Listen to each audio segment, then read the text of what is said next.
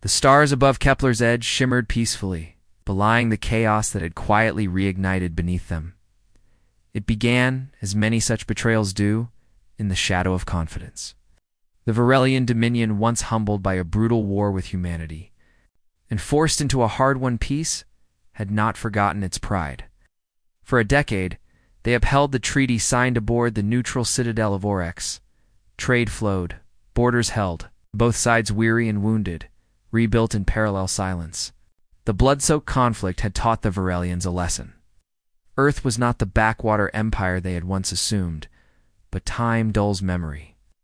And pride, like a parasite, burrows deep. So when a human trade convoy drifted near the edge of Varelian space under protection, but without military escort, the Dominion saw an opportunity. A minor test. A message, perhaps. 3 Varelian stealth cruisers, decloaked just long enough to vaporize the lead freighter and jam comes from the rest. Nearly 200 lives were lost in under 90 seconds. No warning. No formal DENOUNCEMANT, and most damning of all, no admission. When confronted, the Varelian ambassador shrugged off the evidence. Static interference. Pirate raiders. The Dominion feigned innocence with thin smiles and colder eyes. They didn't deny what they had done. They simply dared Earth to prove a tand worse. To respond, the incident triggered an emergency session of the United Human Council. No feeds were leaked. No threats were broadcast. From the outside, it looked as if Earth had swallowed the insult. The interstellar media speculated, was humanity weak again? Was the Council fractured? Had the war-weary race finally tired of conflict? But beneath the surface, the answer was much quieter and far more deliberate in a sealed chamber beneath Luna Command. A small group of high-ranking officials reviewed classified data, heat signatures, recovered debris, distorted cum logs, and, most chillingly, the final broadcast from a doomed pilot. There was no debate, no posturing. Instead, an old man in a gray uniform, a relic of the First War, simply said, "They know what they did." "What do we send?" asked one aide. "Fleet? Counterstrike?" The old man shook his head. "We don't send a fleet." He turned toward the darker part of the room where a figure stood in silence, dressed not in armor, but in formal black with a diplomatic crest over the left shoulder. No rank, no unit patch, just the seal of Earth. "We send him." His name was Elias. He wasn't famous. He didn't appear in military archives, nor did he speak on behalf of Earth in diplomatic broadcasts. There were no monuments bearing his likeness, no fanfare in his wake. But among those who knew, Elias was something else entirely. He had attended 7 peace signings across the outer systems. 2 of them had ended without a shot fired. 5 had concluded with full capitulation each time, without him ever drawing a weapon, because Elias didn't carry weapons. He carried final terms. When he boarded the small diplomatic corvette Meridian, he took only a sealed case and a command code. Buried deep in his neural interface, the case contained a simple data slate. Nothing more. The ship's AI asked him once if he needed anything for the journey. He replied, "Only arrival clearance." No message was sent ahead. No announcement was made to the Varelian capital. The Meridian left Earth space in complete silence, ghosting through slipstream corridors until it coasted into the outer reach of Varelian territory. Planetfall clearance was requested under the original Oryx Accord, still technically active. Despite the blood now soaking their foundations, and the Dominion, in their arrogance, granted it no warships. No fleet, just a human in black. The last time they had seen humanity's rage, it came in waves of fire and orbital thunder. This time, it came in a suit and silence. And though they didn't know it yet, the Varelian Dominion had just made a second, far graver mistake. They assumed that peace would be offered again. Asterisk. The Varelian capital of Kareth Prime was a monument to polished defiance. Towering obsidian spires clawed at a lavender sky, their mirror black surfaces reflecting back the heavens, as if the stars themselves bowed to the Dominion. The city was built not only to house power, but to display its sharp angles elevated. Bridges, ceremonial gates lined with military banners that fluttered in wind channels engineered for maximum dramatic effect. When the human diplomatic corvette, Meridian, entered Varelian space, it did so without escort, without weapons visible, and without flinching. It coasted past orbital defense stations, automated weapon grids, and interceptor patrols that scanned it with suspicion but found no justification for interference. Treaty protocols, it seemed, still carried just enough weight to stay a trigger-happy. Claw. The ship glided into the docking tier of the Hall of Accordance, a vast ceremonial landing platform reserved only for dignitaries and monarchs. The Varelian guards stationed along the platform wore ceremonial blades across their backs and bore long, halberd-like plasma staves. None of them had drawn weapons in years. Now, each gripped their polearms a little tighter. The ramp hissed open with a soft exhale of pressure, and from the darkness stepped the envoy. Elias, he descended calmly, dressed in an immaculate matte black diplomatic coat. There were no medals, no declarations of rank, just the simple golden insignia of the Earth Accord pinned at his collarbone, a silent symbol of authority. In one hand he carried a smooth, sealed case, in the other nothing. No briefcase, no datapad, no weapon, just the weight of his presence.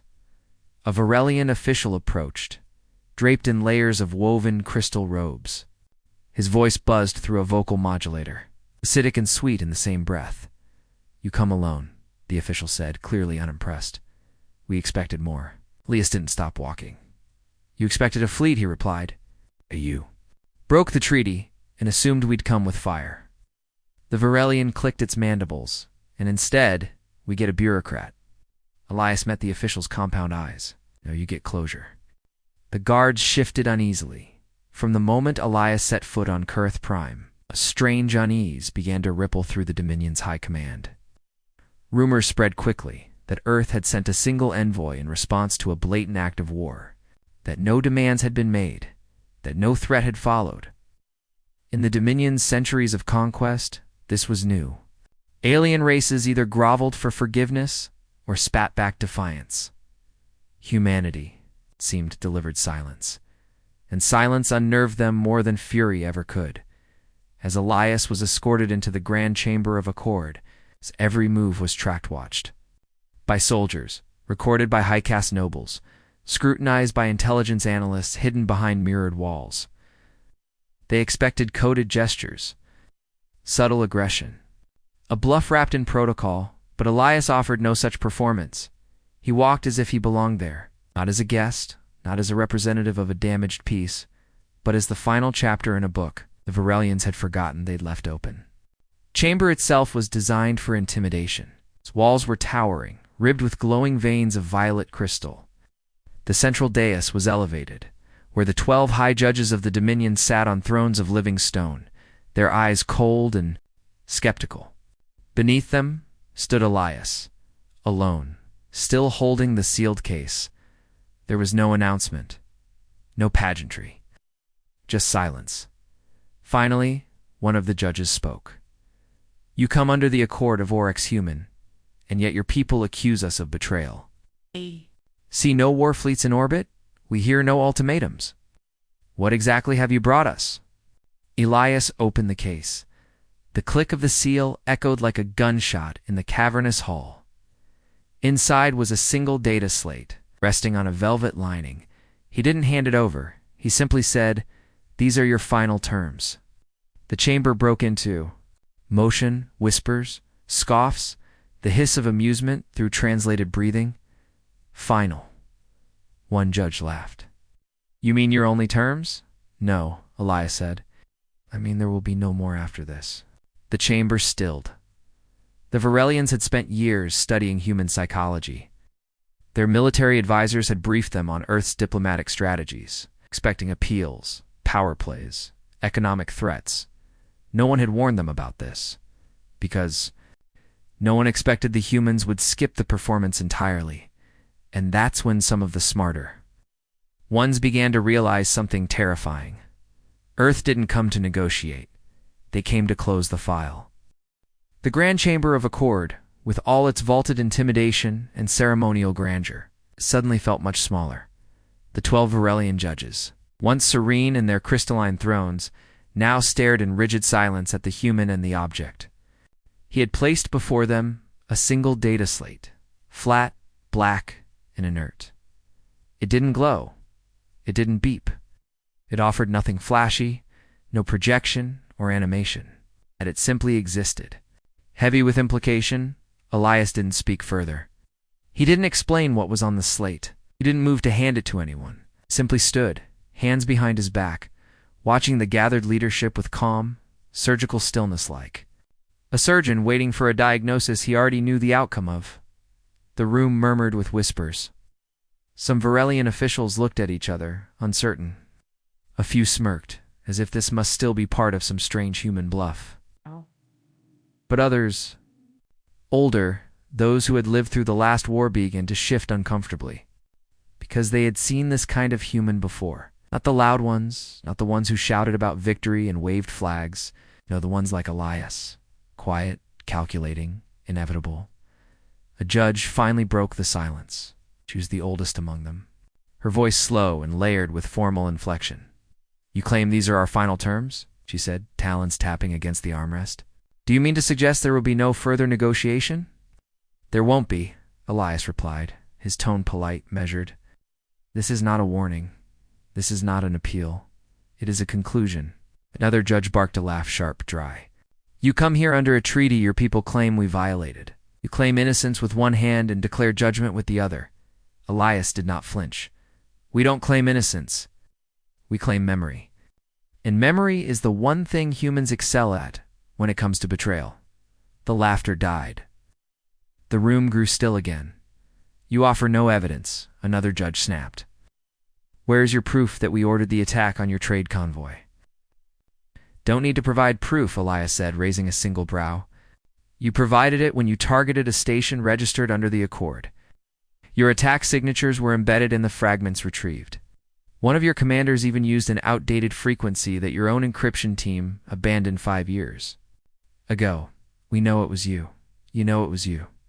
The galaxy will know soon enough." His gaze swept the chamber. "But this isn't about exposure. It's about consequences." The eldest judge hissed. "You come alone. You come unarmed. You expect us to believe you hold consequence in that slate." Elias tilted his head slightly as if amused. "I don't hold consequence. I deliver it." He stepped forward, not aggressively, but with the certainty of a man whose path had been cleared in advance. "This data slate contains only one document," he continued. "A formal declaration of total disarmament. It outlines a complete withdrawal of all Varelian military assets from the border regions, the decommissioning of your long-range fleet, the resignation of your current high command, and the surrender of all orbital defense codes to an independent council monitored jointly by Earth and the Neutral Systems Alliance. You let that sink in. You have 24 hours to comply." Outrage exploded across the chamber. Judges shouted. Nobles shrieked. Translators buzzed, trying to keep up with the chaos.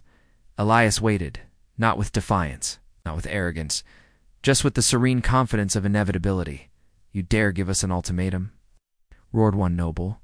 "You are in our capital," screamed another, the High Marshal of the Dominion, standing beside the throne dais, drew his ceremonial blade and pointed it toward Elias.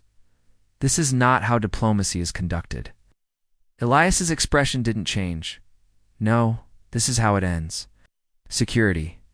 Detail began to move, their grip on weapons tightening. The air shimmered with rising heat from charged plasma cells. Dozens of targeting systems quietly locked onto the envoy. Elias didn't blink.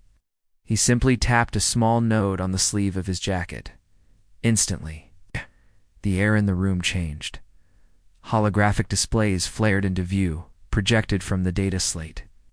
Not from its own hardware, but from external orbital feeds. Dozens of human ships had materialized above Kareth Prime, silent, stationary, dark-hulled dreadnoughts with no identifiers, no visible weapons.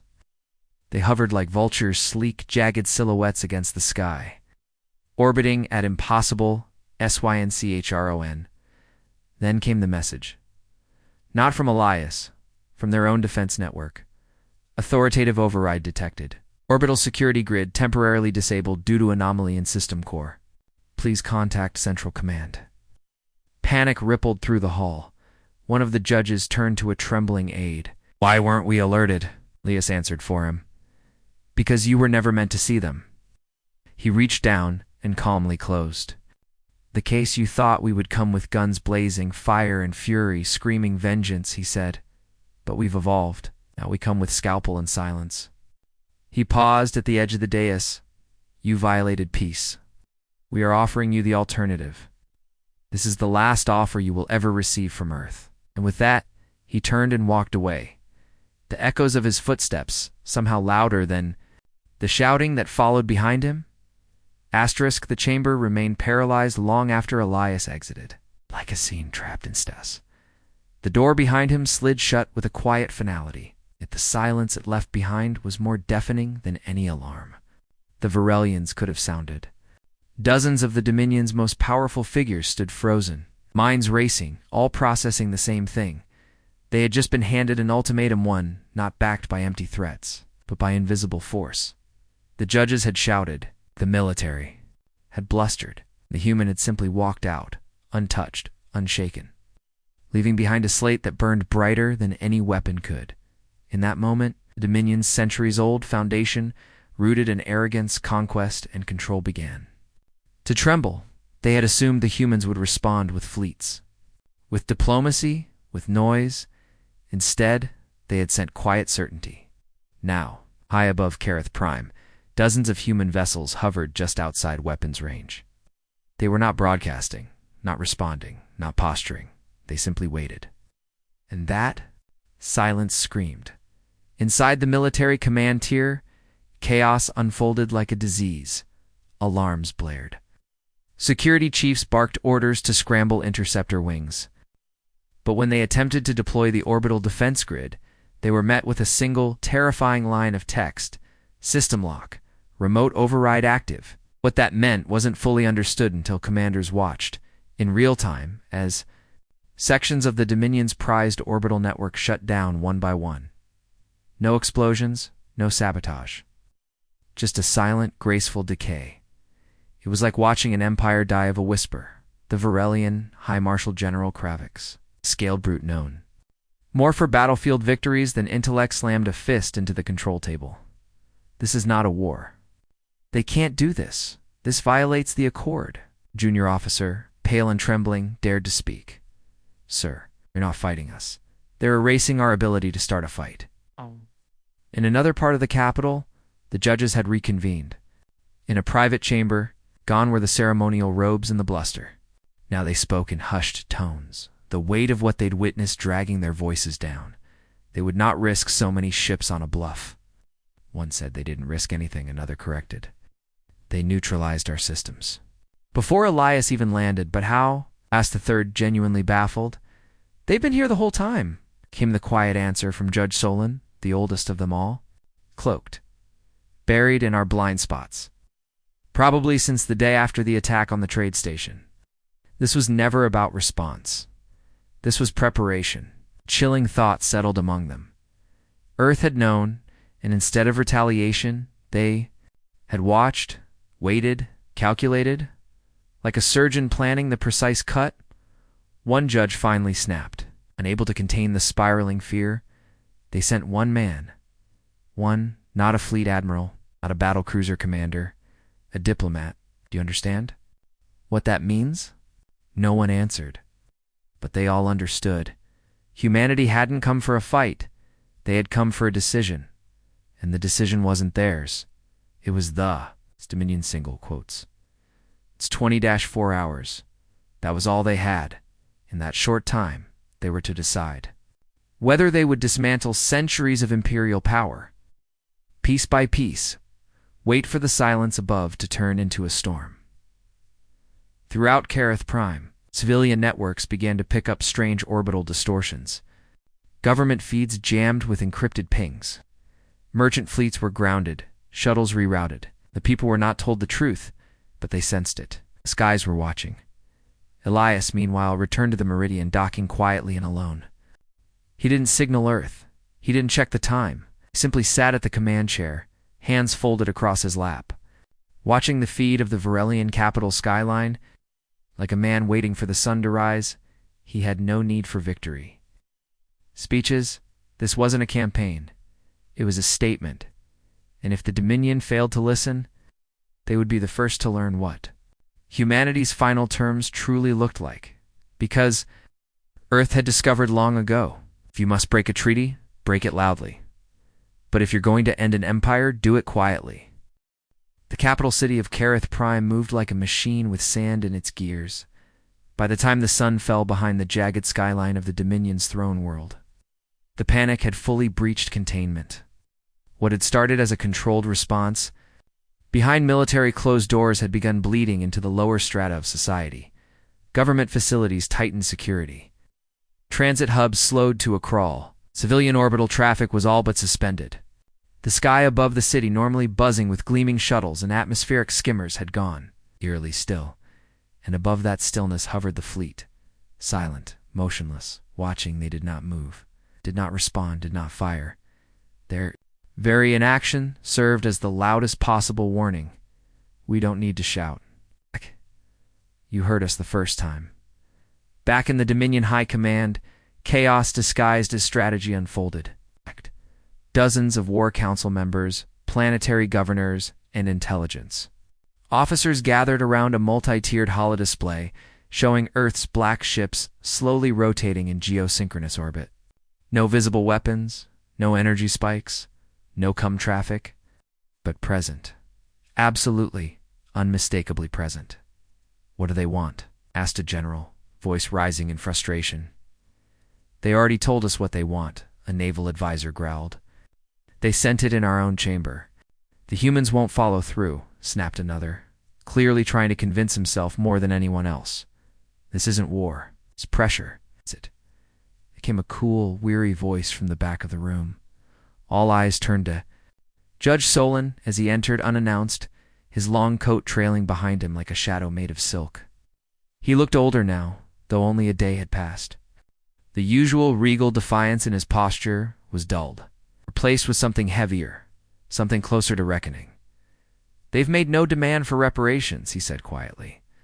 No offer to negotiate, no threat of escalation. That's silence. That's the part you should be afraid of. The room didn't respond. Humans are not known for ultimatums, Solon continued. When they speak plainly, it's already too late. What we're seeing here is not coercion, it's closure. There was a long silence before the High Marshal Kravik spoke, slamming a heavy palm against the central holodable. Hit them first. We have warships stationed in the outer rings. A coordinated strike, no, Solon interrupted, louder than intended. You won't hit anything. He turned to the table and expanded a tactical overlay. The entire orbital grid was mapped, showing the now confirmed positions of at least 27 human ships, 6 destroyer class, 8 stealth cruisers, 3 long-range artillery carriers, and at the center, a singular vessel of unknown classification, entirely black. With no call signs or registry, they had circled Carith Prime with surgical precision, matching planetary rotation without so much as a microburst of thrust. They've been here longer than we know, Solon said, tapping a node. Look at the pattern. Look at the suppression fields. Every strategic satellite, every early warning system, every deep radar array, disabled, quietly, cleanly, no collateral. Kravik growled. Then what are we supposed to do, Ben? The knee? Another voice joined in. The Varelian Minister of Science, a usually apolitical figure, stepped forward. Her crest was lowered, voice shaky. We tampered with the wrong predator, she whispered. That sentence settled on the room like ash, for the first time. Someone in the Dominion openly said what everyone else had been circling. The humans weren't. Demanding surrender, they were offering a last chance. Back aboard the Meridian, Elias watched the time tick down on the screen in front of him. No alarms, no commands. Just the soft glow of the counter slowly approaching 0. He hadn't moved since the previous cycle. There was no need. The Dominion still believed it was choosing between war and submission.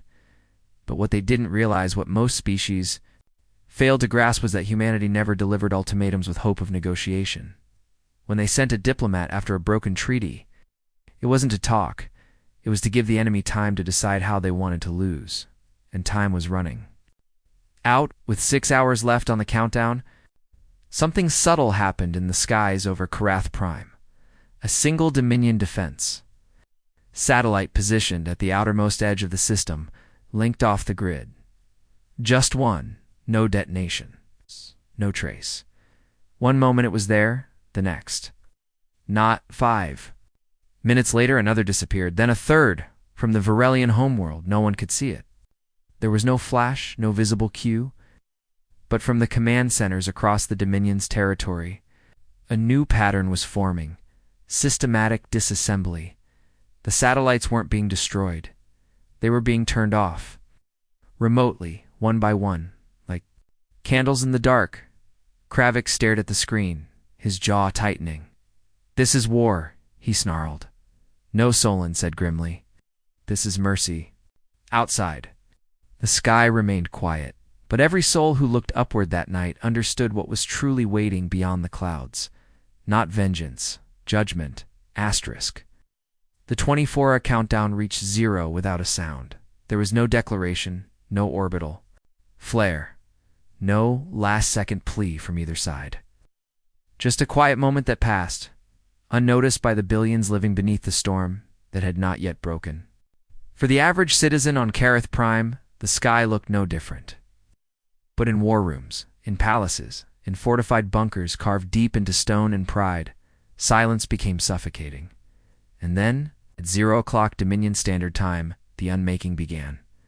Not with explosions, with disappearance, high above the planet. The last of the Dominion's early warning satellites winked off. The orbital relays that carried secure military data across the solar system shut down mid-burst. Navigation beacons guiding outer patrol fleets into port began blinking random signals, sending entire battle groups spiraling off course. But it wasn't chaos. It was surgery. Humanity wasn't destroying the Varelian Dominion. They were disassembling it calmly, efficiently, completely, at Dominion command. Red lights bathed the control room as analysts scrambled to respond. Kravik had shouted himself hoarse, now reduced to slamming his fist into consoles that refused to obey. "Get me a weapons solution on those ships," he bellowed. "Target anything with a human heat signature." But his own generals were no longer answering. Half of them had sealed their bunkers and gone silent. Some had even fled, leaving ghost signals in their place. Others had begun to understand that there would be no battle, because humanity wasn't interested in battle. They had bypassed everything: the fleets, the planetary shields, the firewalls, and had gone straight for the nervous system, the brain of the Dominion. It was a death not by fire, but by silence. Across Karath Prime's vast capital, systems began to stutter. Maglev trains stalled in their tunnels. Encrypted archives locked themselves shut. Civilian communications became tangled in noise as the Dominion's quantum relay grid was systematically overwritten by an invisible force they couldn't trace. One by one, core government departments began to lose control of their own networks. First to fall was the Ministry of Defense. Their entire archive of war protocols was seized and replaced with a single blinking message. "This was your final offer." Earth Accord Council moments later. Command and control feeds for Offworld. Colonies dropped into blackout. Orbiting military platforms powered down and drifted aimlessly. Their targeting systems wiped clean. Navigational cores scrubbed to the bone. And still not a single shot fired in the throne chamber. Judge Solon stood alone before a massive display. Of the capital's skyline, watching icons blink out of existence like dying stars, there was no grandeur in his posture now. No robes, no staff. Only silence and reflection. He heard the door behind him open and knew who it would be. Elias entered. As if summoned by gravity, still dressed in his black coat, his eyes calm as ever. No guards had stopped him. No sentries had challenged his path. The halls of the Dominion had recognized the quiet authority that walked them. Solon didn't turn to greet him. They said humans were emotional creatures. The judge said softly, ruled by vengeance, by pride. I believed that once. Elias stepped forward, his voice measured. We are emotional, but emotions don't rule us. They fuel us. Solon turned now, face drawn and older than the night before. Then why no? Invasion? No ships descending in fire? No armies at our gates? 'Cause war is loud, Elias answered. But endings don't have to be. He paused, glancing at the flickering display. Entire sectors were now dark, military, civil, economic. The Varelian Dominion wasn't just losing its ability to fight, it was losing its ability to exist. The Council gave you the offer, Elias continued, and you made your choice. I'm not here to gloat. I'm just here to deliver the consequence. Solon closed his eyes when we broke the treaty. We thought it would begin another war. It did, Elias said. Only this time, we didn't waste time with fire. He reached into his coat and withdrew the same data slate from before untouched, unchanged. He placed it gently on the room's only table. It contains the surrender terms, he said. Full decommission, immediate transfer of authority, neutral oversight by the Interstellar Council. The judge's voice cracked slightly. You still offer us surrender? After all this? Elias looked at him, no pity in his eyes, only certainty. Surrender isn't for you, he said. For the people who live beneath the silence you built. Solon's shoulders sank. He moved to the table with slow, shuffling steps. The pride of 100 years fell from his frame like a broken cloak. With trembling hands, he pressed his seal. Against the slate's interface, it lit green. The pact was signed. Aside, across the planet, systems began to blink back on, not to their former owners, but to new custodians, monitored by Earth's Accord and the Interstellar Council. Not a takeover, not an occupation, a correction. The fleet above Kareth Prime did not fire. It did not descend. It did not celebrate. It simply rotated once and vanished, jumping silently from orbit with the grace of a closing book. Elias turned to leave, his job complete. As he reached the threshold, Solon spoke one last time. Why you? The judge asked, voice barely audible. Why not a general? Elias paused in the doorway. Because generals speak in threats, he said. But sometimes a diplomat ends the conversation. And then he was gone. And for the first time in its long imperial history, the Varelian Dominion no longer had anything left to say. The news did not come with banners. There were no trumpet blasts, no triumphant speeches from marble balconies, no flags raised high over conquered territory, no marching soldiers, no parades, no media broadcasts, dissecting battle footage. The fall of the Varelian Dominion happened the way a glacier breaks apart under its own weight, inevitable. Slow until it wasn't, and shattering in a single silent moment. It began with a simple transmission from Earth's Accord Council, relayed across more than 100 systems, encrypted but unmistakable. It read, Treaty terminated. Dominion disarmed. Transition underway. Situation resolved. A galaxy used to centuries of blood-stained politics. The message landed like thunder. The Varelian Dominion, once one of the most feared military entities in the outer spiral, had fallen not to war, but to an envelope, hand-delivered by a man in a black coat. And just like that, humanity's place in the galactic order shifted. Not because of firepower, because of certainty. In every diplomatic hall, in every strategic war council, across every species that had once regarded humans with cautious optimism or subtle disdain, the same quiet realization bloomed like a star going, Nova.Earth doesn't bluff. They don't storm the gates. They don't posture. When treaties are broken, humans don't argue, they conclude. Back on Earth, the general public remained largely unaware of how close they had come to war. The Council chose not to broadcast the operation, not out of secrecy, but because there was nothing to glorify. No lives lost, no ships destroyed, no cities burned, and that in itself became the story whispered in the corridors of power. In training academies across the Neutral Systems Alliance, new recruits studied the Kareth precedent, not as a military operation, but as a diplomatic doctrine, one that taught restraint, leverage, and how power, truly wielded, does not scream. It speaks once. On Kareth Prime, the transition unfolded with unearthly calm. Human advisors, escorted by independent observers, took control of key systems. Not with soldiers, but with engineers, governance analysts, and infrastructure negotiators. There was no looting, no retribution. The Varelian citizens, for the first time in generations, watched their skies without fear of their own fleets. The Dominion's leadership quietly dissolved. Those who resisted vanished into obscurity. Solon, the last judge to sign the surrender, withdrew from public life. He was never seen again on the capital feeds. But those who passed the ruins of the Hall of Accord would sometimes spot a lone figure standing at the edge of the overlook, staring into the stars, perhaps still waiting for the diplomat who had once walked in and ended an empire with a sentence. Elias returned to Earth without ceremony. He declined interviews, submitted a quiet classified report. Then he left. Some say he returned to the diplomatic corps.